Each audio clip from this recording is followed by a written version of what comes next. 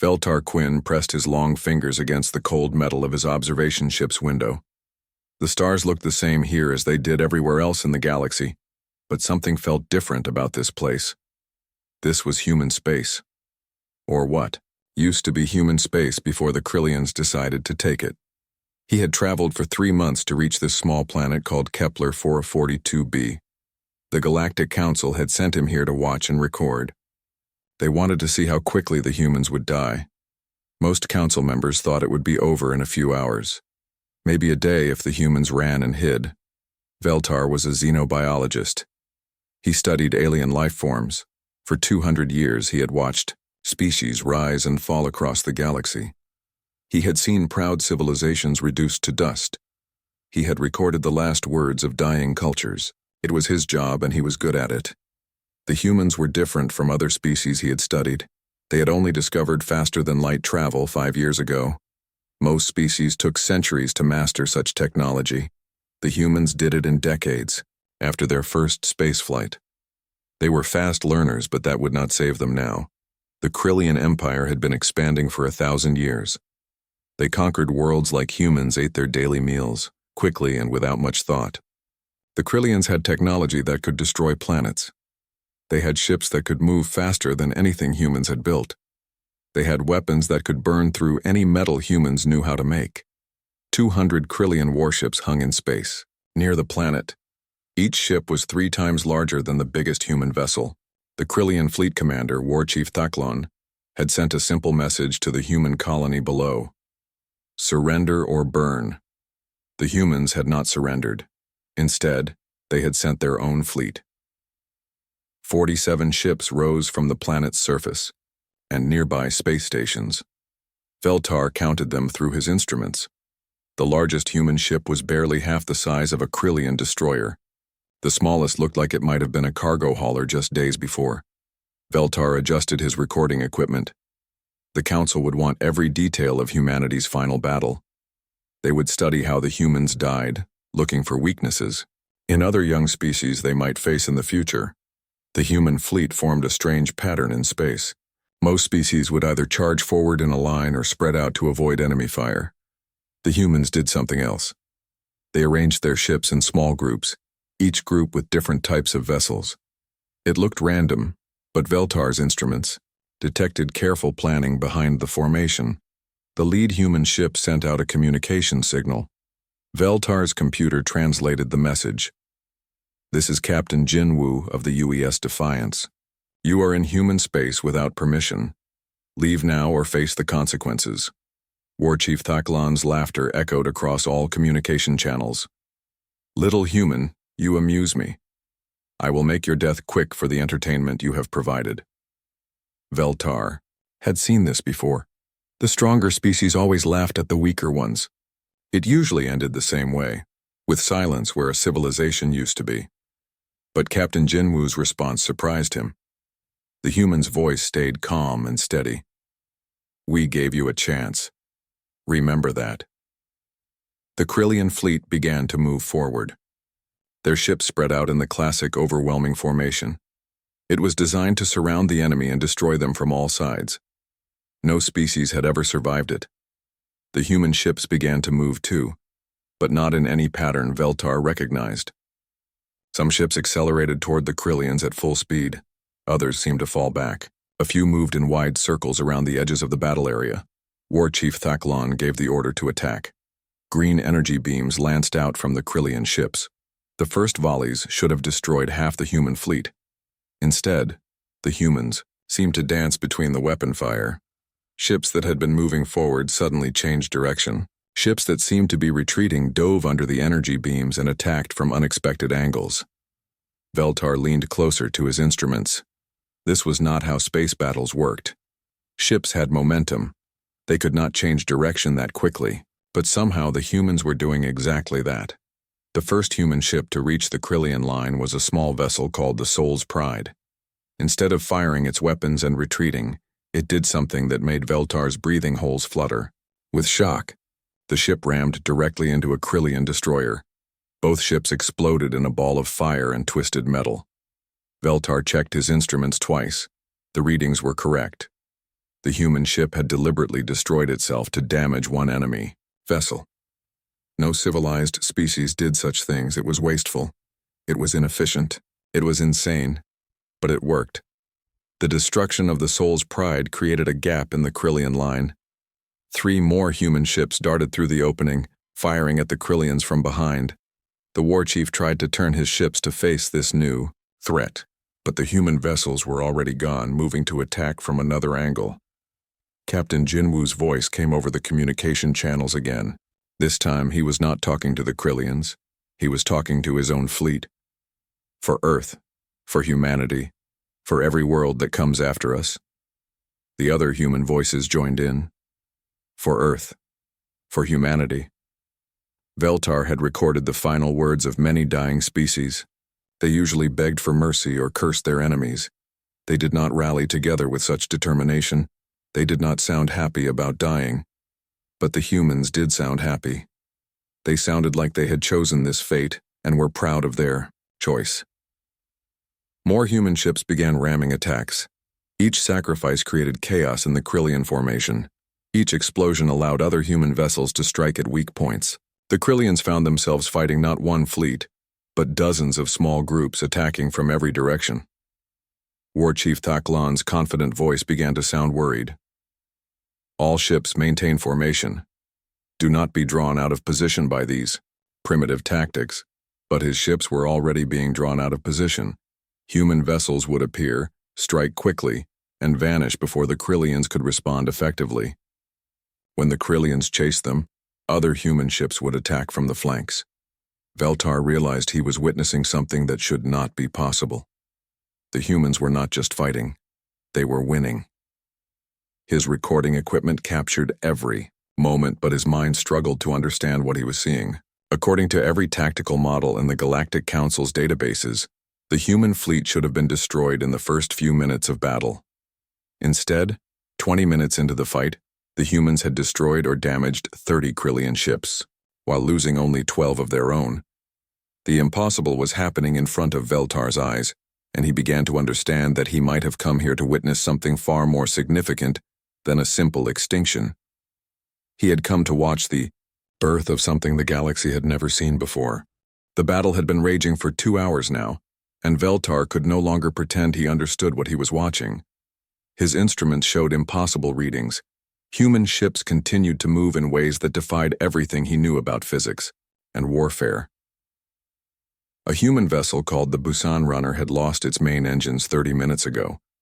By all logic, it should have been floating helplessly in space, waiting for the Krillians to finish it off. Instead, the ship's crew had somehow turned their damaged vessel into a weapon.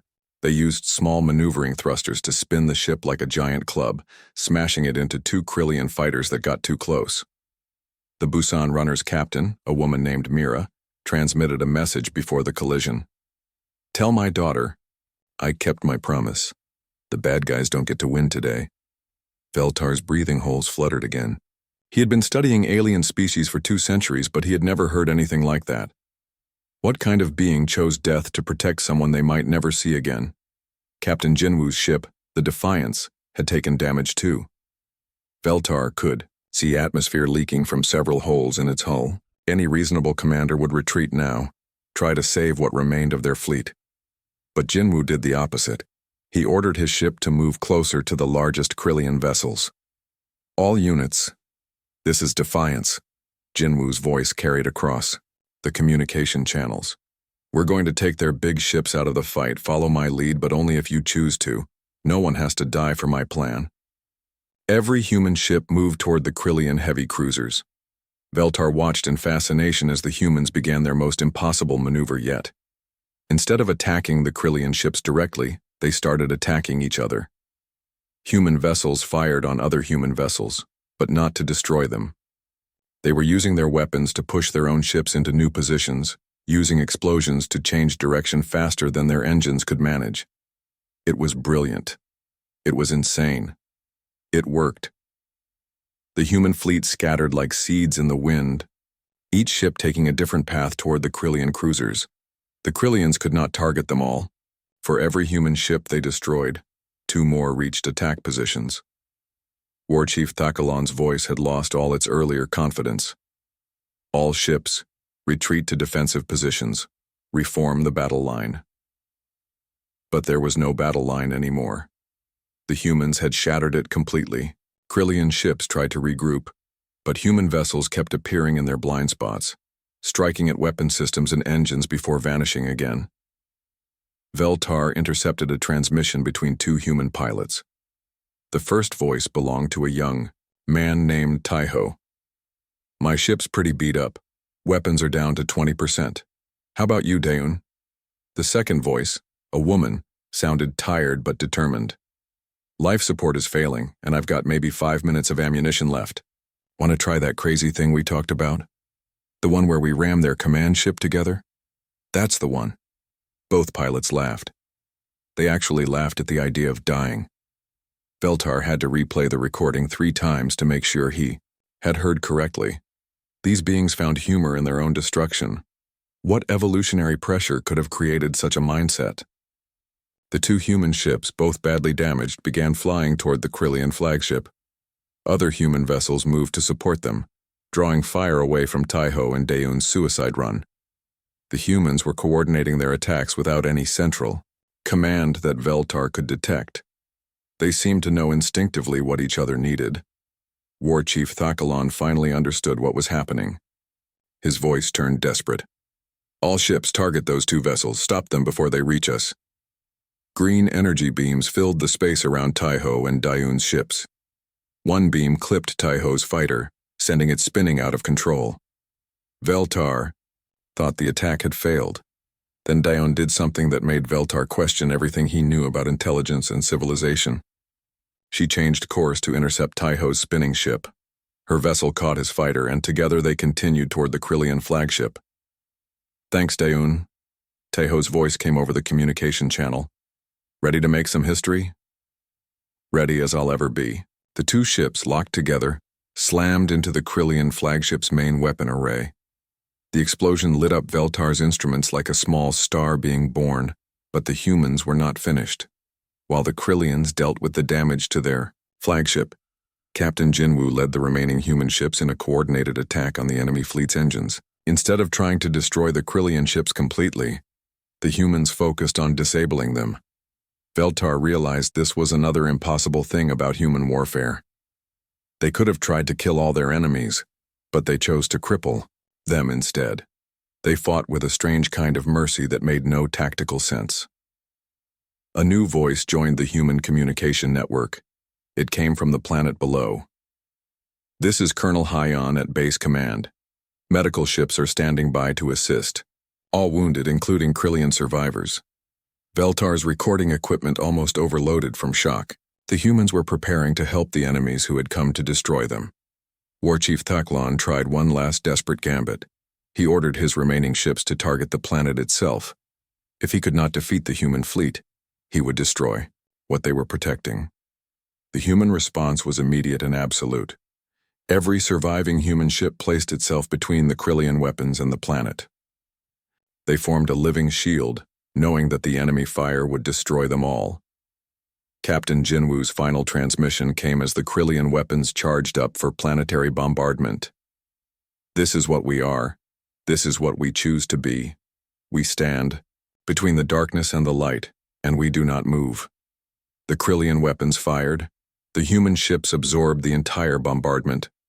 47 vessels had begun this battle. Now only 6 remained, all of them too damaged to fight.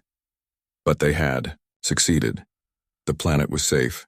The Krillian fleet was crippled. War Chief Thakalon's flagship was drifting powerlessly in space.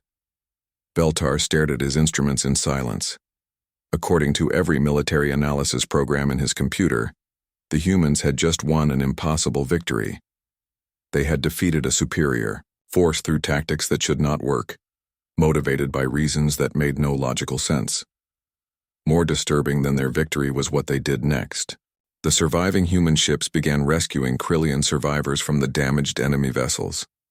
They brought their former enemies aboard their own ships and treated their wounds. Captain Jinwoo, his own ship barely holding together, personally led the rescue efforts. When War Chief Thaklon was brought aboard the Defiance, the human captain offered him medical treatment and safe passage home. "Why?" Thaklon asked, his voice confused and bitter. "Why do you show mercy to those who came to destroy you?" Jinwoo's answer made Veltar question everything he thought he knew about civilization. "Because that's what separates us from the darkness. We choose to be better than our worst moments." As Veltar watched human and Krillian medics working together to save lives on both sides, he began to understand that he had not come here to record an extinction. He had come to witness the birth of something entirely new in the galaxy, a species that could turn war itself into an act of compassion. 3 weeks after the battle, Veltar still could not leave the Kepler system. His ship remained hidden among the asteroids, his instruments constantly recording everything the humans did. What he saw challenged every belief the Galactic Council held about civilization and intelligence. The humans had not celebrated their victory. Instead, they mourned their dead alongside the Krillian casualties. Captain Jinwoo had ordered a joint memorial service where human and Krillian names were read aloud together. Veltar watched as human children placed flowers on graves marked with alien symbols they could not even read. War Chief Thaklon had been given full medical treatment and his own quarters aboard a human hospital ship. Instead of being imprisoned as a war criminal, he was treated as an honored guest. The humans asked him about Krillian culture, their history, their art. They seemed genuinely interested in understanding their former enemies. Veltar had intercepted a conversation between Thaklon and a human doctor named Sangyuk. The Krillian commander sounded confused and suspicious. "Why do you heal me? Why do you show kindness to one who came to destroy your world?" Dr. Sangyuk's answer was simple. "Because you are hurt and I am a doctor. That is enough. But I am your enemy. You were my enemy. Now you are my patient. Tomorrow maybe we can be something else." Veltar replayed this conversation dozens of times.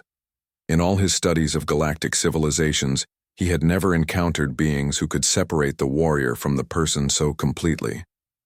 The humans seemed to understand something about the nature of conflict that escaped every other species. But what truly disturbed Veltar was what he discovered when he began analyzing human communication patterns during the battle. The humans had not been following orders from a central command. They had been making independent decisions that somehow created perfect coordination.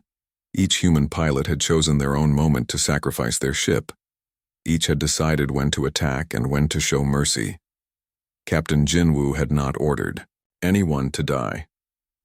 His crew had volunteered for suicide missions because they believed it was the right thing to do. Veltar's instruments had recorded over 200 individual acts of self-sacrifice during the battle. 200 separate decisions to value something else more than personal survival. No other species in galactic history had ever displayed such behavior on such a scale. He began reviewing human history files that had been collected by Council scouts over the decades. What he found made his breathing holes flutter with a mixture of fascination and horror. Humans had been fighting continuously for their entire recorded history, not just each other, but disease, natural disasters, extinction, events, and cosmic threats. They had survived ice ages, asteroid impacts, and plagues that would have destroyed most other species. Each time they faced extinction, they had found a way to fight back. But they had not just survived these challenges. They had grown stronger from them. Veltar discovered that human literature was filled with stories about sacrifice and heroism. Their mythology celebrated beings who gave their lives to protect others. Their greatest heroes were not conquerors but defenders. They had turned the concept of noble death into an art form. A human communication officer named Yona had survived the battle with severe injuries. Veltar listened to her conversation with a fellow crew member as she recovered in the medical bay. "Do you regret it?" her friend asked. "Do you wish we had run instead of fighting?" Yona's response chilled Veltar to his core. Run where? If not us, then who? If not here, then where? Someone has to stand in front of the monster. Someone has to say, "No, I'm glad it was us." These words revealed something about human psychology that Veltar had never encountered before. Humans did not fight because they were savage or primitive. They fought because they had developed an absolute refusal to accept defeat when something they valued was threatened. Their capacity for violence came from the same source as their capacity for compassion, an overwhelming need to protect what they considered important. Veltar began to understand why the human battle tactics had been so effective. Other species fought to win, humans fought to protect. The difference made them capable of strategic thinking that seemed impossible to outsiders. He started composing his report to the Galactic Council, but found himself deleting sections that seemed too disturbing to believe. How could he explain that humans had made war into an expression of love? How could he tell the Council that this primitive species had developed a form of warfare that was both more effective and more moral than anything practiced by advanced civilizations? His report grew longer and more complex as he tried to capture what he had witnessed. He wrote about human tactical innovations, their psychological resilience, their ability to coordinate without central command. He described their treatment of prisoners and their mourning rituals for enemies. But the more he wrote, the more he realized that his words could not convey the true significance of what he had observed. The humans were not just another species that had learned to fight. They were something entirely new, a civilization that had somehow evolved beyond the normal rules of galactic warfare. 3 days after completing his initial report, Veltar received new intelligence that made his breathing holes seize with panic. Long-range sensors had detected another fleet approaching the Kepler system. This one was much larger than the Krillian force, over 1,000 ships flying Council colors. The Galactic Council had decided that humanity posed a threat to galactic stability. They were coming to solve the human problem permanently. Veltar knew what this meant. The Council fleets did not take prisoners. They did not show mercy to species they considered dangerous. They would sterilize every human world and eliminate every trace of human culture from the galaxy. He thought about Captain Jinwoo treating his enemies with kindness. He remembered Taiho and Diane laughing as they chose to die for others. He recalled Dr. Sanghyuk healing the warrior who had come to kill him. For the first time in his long life, Veltar faced a moral choice that his scientific training had not prepared him for. He could remain hidden and record humanity's extinction for his research files, or he could do something that would brand him as a traitor to his own species. The Council fleet would arrive in 72 hours. That gave him just enough time to reach the human homeworld of Earth with a warning. Veltar's hands shook as he began plotting a course to Earth. He was about to commit the greatest violation of Council law possible, interfering with the natural development of a primitive species. But as he watched the humans below continue their rescue efforts, treating former enemies as honored guests, he realized he could not let such beings die without at least trying to warn them. The galaxy had never seen anything like humanity. If they were destroyed now, the universe would lose something precious and irreplaceable. Veltar engaged his ship's engines and began the journey that would change his life forever. He was no longer just an observer. He had become a participant in the story he had come to record. Veltar's ship dropped out of faster-than-light travel at the edge of the Earth system 60 hours later. His instruments immediately detected hundreds of human vessels moving between planets, space stations, and asteroid mining operations. This was the heart of human civilization, and it was about to be destroyed. The human defense fleet intercepted him within minutes of his arrival. 3 ships surrounded his small vessel, their weapons powered but not yet targeting him. A communication signal reached his ship. Unknown vessel. This is Admiral Jinwoo of the Earth Defense Force. You are in restricted space. Identify yourself and state your business. Veltar recognized the voice. Captain Jinwoo had been promoted after his victory at Kepler 442b. The young human who had sacrificed so much to protect a single colony world was now responsible for defending all of humanity. Veltar activated his communication system with trembling fingers. What he was about to do would make him an outcast from his own species forever. Admiral Jinwoo, my name is Veltar Quinn. I am a xenobiologist from the Etherian Collective. I observed your battle against the Krillians. I have come to warn you of a greater threat. There was a long pause before Jinwoo responded. How do we know this is not a trap? Because I am about to commit treason against my own government to save yours. The Galactic Council has dispatched a fleet of over 1,000 ships to destroy humanity. They will arrive at Kepler 442b in less than 12 hours. Another pause, longer this time. Then Jinwoo's voice came back, carefully controlled. Why? Would you betray your own people to warn us? Veltar thought about everything he had witnessed, the sacrifices, the mercy shown to enemies, the impossible courage of beings who chose to protect others over themselves.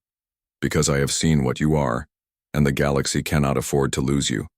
Admiral Jinwoo brought Veltar to Earth's orbital defense station, where the human leadership had gathered for an emergency session. Veltar found himself in a room full of humans who should have been panicking at news of the approaching fleet. Instead, they listened calmly as he explained the Council's capabilities and intentions. Commander Mira, who had survived the Battle of Kepler 442b, studied the tactical data Veltar provided. 1,000 ships, each more advanced than anything we fought before, and they will not accept surrender. General Taiho, promoted after his courage in the earlier battle, nodded grimly. Then we fight. Same as always. This is different, Veltar protested. The Krillians wanted to conquer you. The Council wants to eliminate you completely. There will be no mercy, no prisoners taken. A woman named Dr. Hyan, whom Veltar recognized as the medic who had treated both human and Krillian wounded, spoke up. Then we make sure there are no civilians left for them to target. Full evacuation of all colonies. Move everyone to the deep space shelters. Veltar was amazed by their calm response. Any other species would be desperately seeking ways to negotiate or surrender. The humans were already planning their defense. Admiral Jinwoo looked directly at Veltar. You have given us a great gift by warning us. What will happen to you when your people discover what you have done? I will be exiled, possibly executed. My research will be destroyed and my name will be erased from all records. Then why did you do it? Veltar struggled to find words that could explain his decision. I have studied many species across the galaxy. I have watched civilizations rise and fall. But I have never seen anything like what you showed at Kepler 442b. You fight not for conquest or glory, but to protect what you love. You show mercy to enemies who would destroy you. You sacrifice yourselves for others without being ordered to do so. The galaxy needs to see that such things are possible. The human leaders exchanged glances.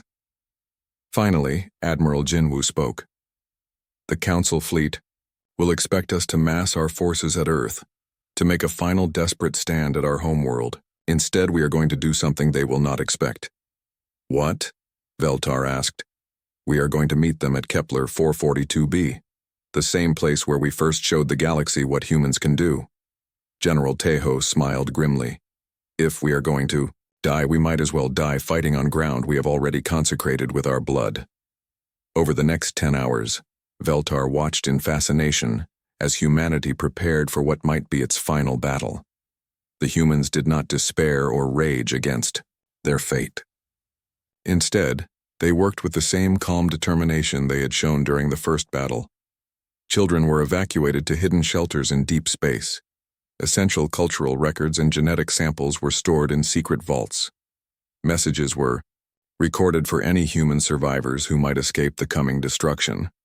But what impressed Veltar most was that the humans also prepared sanctuaries for non-human refugees.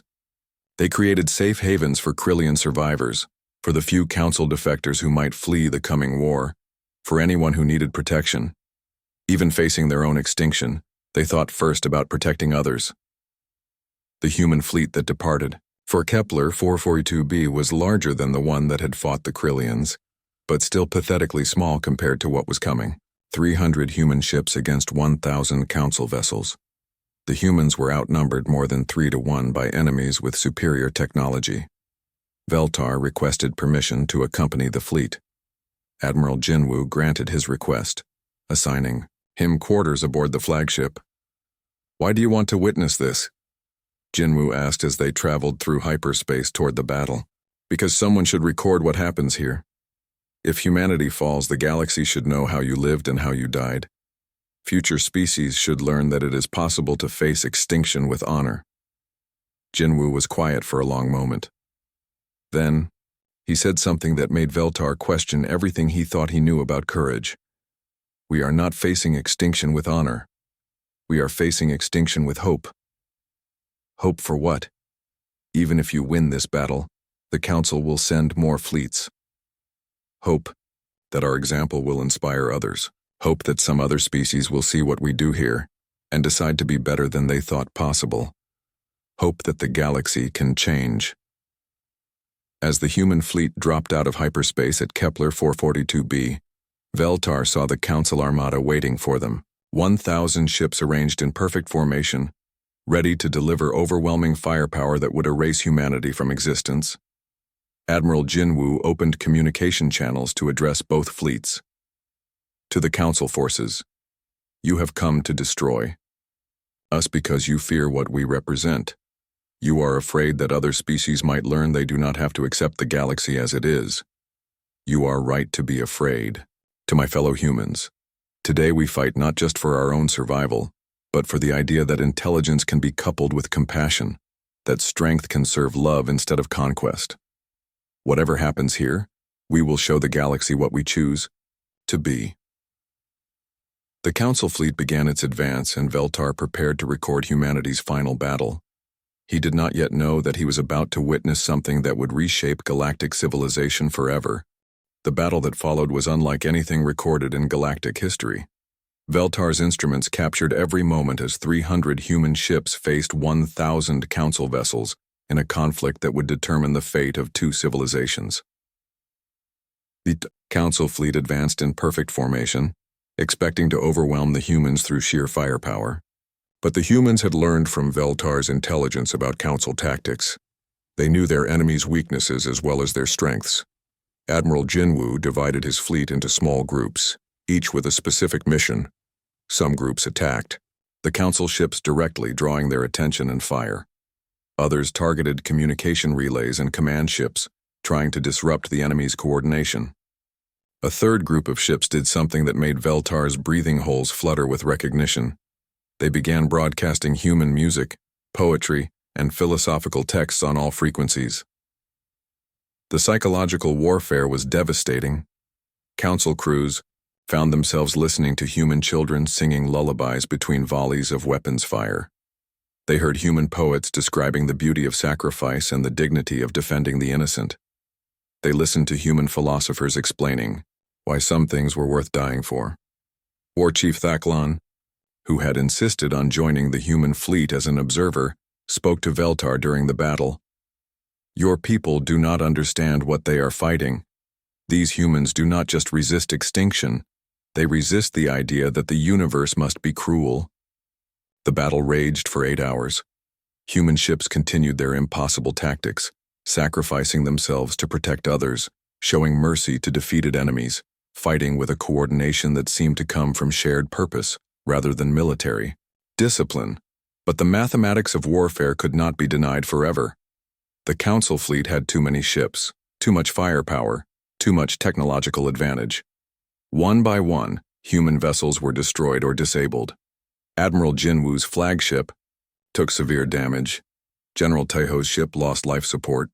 Commander Mira's vessel was reduced to drifting wreckage.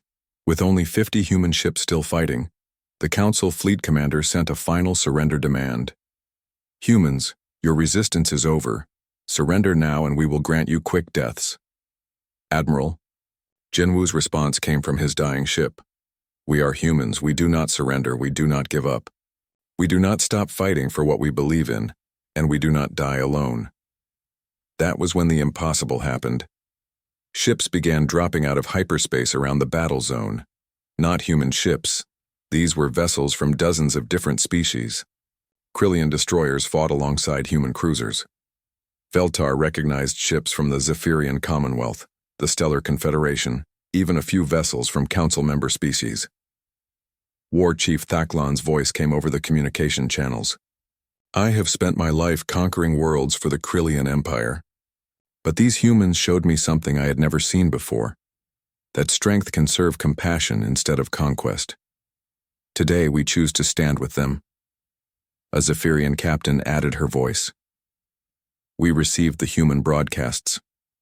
We heard their poetry, their music, their philosophy. We decided that a galaxy without such beings would be a poorer place.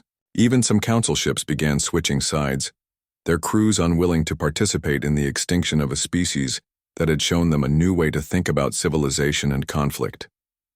The council fleet found itself facing not just the remaining human ships, but a coalition of vessels from across the galaxy. Species that had been enemies for centuries were fighting together, united by the human example of sacrifice and mercy.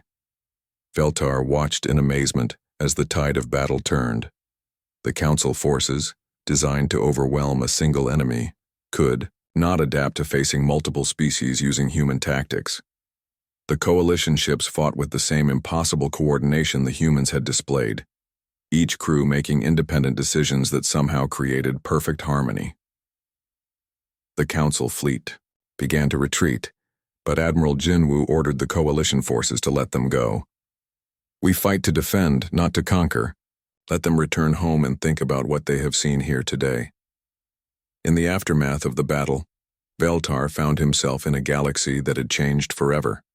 The human victory at Kepler 442b became known as the Battle of Unity, the first time in recorded history that multiple species had joined together to fight for principles rather than territory. But victory came with a terrible price. Of the original 300 human ships, only 37 survived. Admiral Jinwu died from his injuries 2 days after the battle. General Taiho never woke up from his wounds. Commander Mira lived, but would never walk again. The humans mourned, they're dead. But they also celebrated what their sacrifice had achieved. The galaxy had seen that cooperation was possible, that mercy could be strength, that dying for others could be more powerful than killing for yourself. Veltar remained on Earth as the galaxy transformed around them. Species that had been enemies for millennia began talking to each other. The Galactic Council fractured as member worlds questioned the wisdom of destroying rather than understanding new civilizations. But Veltar lived with the knowledge that his curiosity had started the chain of events that led to so much death. If he had not come to observe the first battle at Kepler 442b, the Council might never have learned about humanity. The wars that followed might never have happened. He found himself working at a human university, teaching xenobiology to students who asked difficult questions about the nature of intelligence and civilization. His students were the children and grandchildren of the warriors who had died to protect them. They carried their ancestors' courage, but they also carried their compassion. One day, a student named Yunji asked him the question that had haunted him for years. "Professor Veltar, do you regret coming to watch us fight?" Veltar looked at the young human, seeing in her eyes the same determination that had driven Admiral Jinwu and his crew to sacrifice everything for others. He thought about all the death his observation had caused, all the wars that might have been avoided if he had stayed away. But he also thought about the galaxy that existed now, a place where species worked together instead of conquering each other, where strength served compassion instead of conquest, where the human example had shown everyone that a better way was possible. "I regret the cost," he said finally. "I regret every life lost because of choices I made, but I cannot regret the result. The galaxy is better now because it learned what humans are capable of. The universe needed to see that beings like you could exist." Yunji smiled, and in that smile Veltar saw the future, a galaxy where human values of sacrifice, mercy, and cooperation had spread to other species, creating something unprecedented in cosmic history. He had come to watch humans at war. Instead, he had witnessed the birth of a new kind of civilization, one built on the human understanding that true strength came not from the ability to destroy, but from the willingness to protect. The regret would never leave him, but neither would the knowledge that some discoveries, no matter how painful, were worth making. In the end, the galaxy had learned the most important lesson humanity had to teach, that intelligence without compassion was not truly intelligent at all.